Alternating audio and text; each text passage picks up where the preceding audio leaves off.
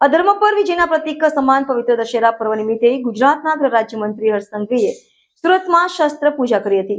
ગુજરાત પોલીસના દરેક યુનિટમાં શસ્ત્ર પૂજા કરાય છે. શસ્ત્ર પૂજા બાદ હર્ષ સંઘવીએ રાજ્યની જનતાને દશેરાની શુભકામનાઓ પાઠવી.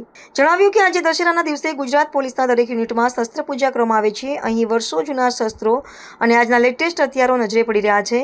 પોલીસ દ્વારા નાગરિકોની સુરક્ષા માટેના શસ્ત્રોની આજે પૂજા કરવામાં આવી છે. તેમણે ઉમેર્યું કે કાયદો વ્યવસ્થા જાળવવામાં પોલીસને મદદરૂપ થતા ડ્રોન જેવા આધુનિક સાધનો પણ હવે પોલીસના શસ્ત્રાગારનો ભાગ બની ચૂક્યા છે અને તેમની પણ પૂજા કરીને ટેકનોલોજીના મહત્વને સ્વીકારવામાં આવ્યું છે.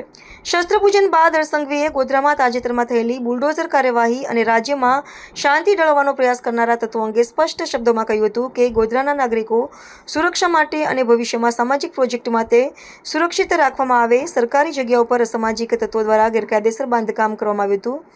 એક તરફ સરકારી જગ્યા પર મકાન બનાવવા અને બીજી તરફ દંગાઓ કરવા, આ બંને એકસાથે નહીં ચલાવી શકાય.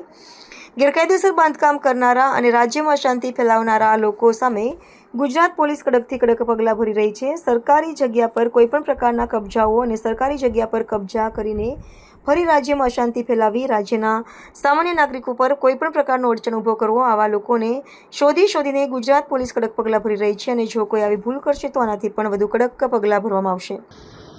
અધર્મ પર ધર્મના વિજયનું પ્રતીક એવી દશેરાના પર્વની આજે આપ સૌને ખૂબ ખૂબ શુભકામનાઓ.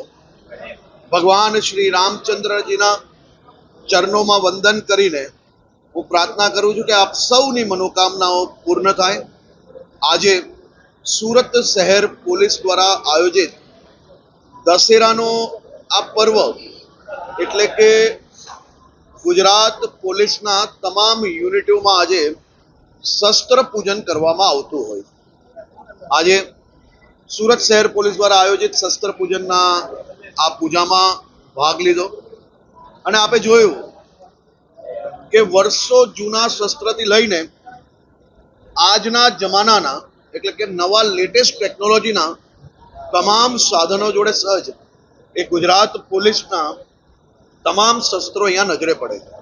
ચાહે આર્મ્સ વેપન્સ હોય કે પછી આજના જમાનાની ટેકનોલોજીને પહોંચી વળવાના ઇન્સ્ટ્રુમેન્ટ્સ હોય કે પછી ડ્રોન જોડે શહેરના સર્વેલન્સની વાત હોય, આ તમામ પોલીસ માટે રાજ્યના નાગરિકોની સુરક્ષા માટેના શસ્ત્રો છે અને એ શસ્ત્રોનું આજે પૂજન કરવામાં અહીંયા આવ્યું.